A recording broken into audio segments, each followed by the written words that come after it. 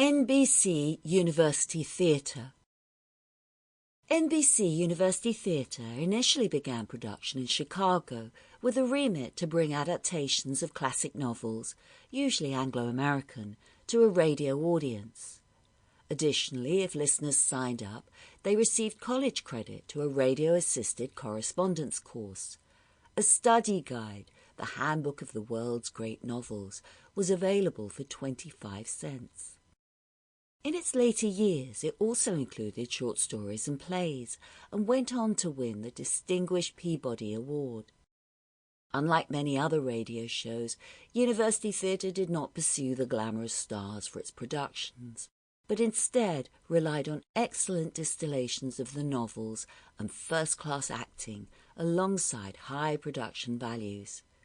But now it's time to enjoy these timeless novels. Let's begin. This is the NBC Theater.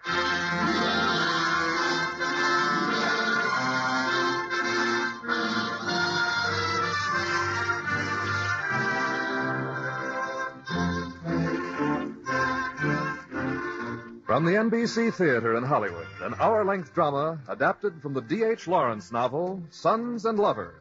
The radio version is by Clarence A. Ross of NBC.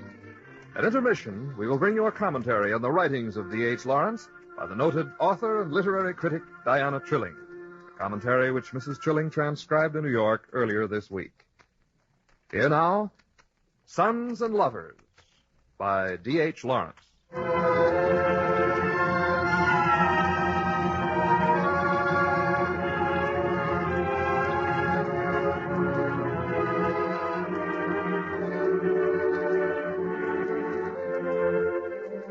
There was the time of the small coal pits, some of which had been worked since the days of Charles II, when the few colliers lived in thatched cottages 2 fields away, and burrowed with their donkeys like ants into the earth, and the brook ran under the alder trees, scarcely soiled by these small mines. But then came the large mines, and the financiers found that they had struck on a good thing. So all down the valleys, from Selby and Nuttall, new mines were sunk. And soon there were 6 pits working, running across the farmlands to Bunker's Hill and north to Beggar Lee, that looks across at the hills of Derbyshire. Then the miners lived in great blocks of dwellings that the owners built, and their lanterns winked brightly in the roads as they walked out to the pits in the morning before sunrise, leaving their wives to wait at home and wonder what the earnings would be. Minton Pit was a large mine set among cornfields. The white steam melted slowly up towards the sky. The wheels of the headstocks twinkled high above. The screen, shuffling its coal into the trucks, made a rattling noise. And the miner's son, frightened and sad, came on his errand. What doest want, lad? I want me father. He's got to go to London. Thy father? Is he down pit? What's his name? Walter Morell. Oh, what, Walter? Is something amiss? He's got to go to London. I never says. Hey there, Joe.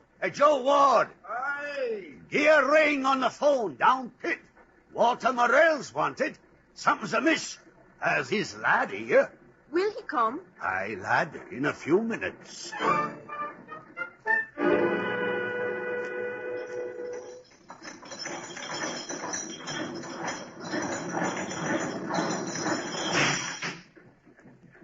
Is it thee, Paul? Aye, our father. Is he worse? You've got to go to London. He's never gone, child. Yes. I was ever again he's going to London to work. If he'd bide at home and gone down pit with me. When were you died, Paul? Last night we had a telegram from me mother. It read, William died last night. Let father come and bring money.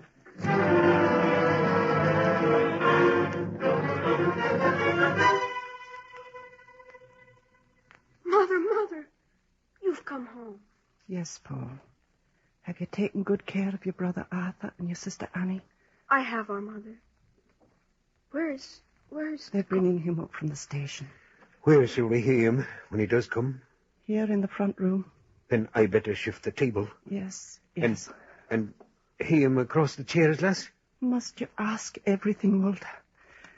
Yes. Sample complete. Ready to continue?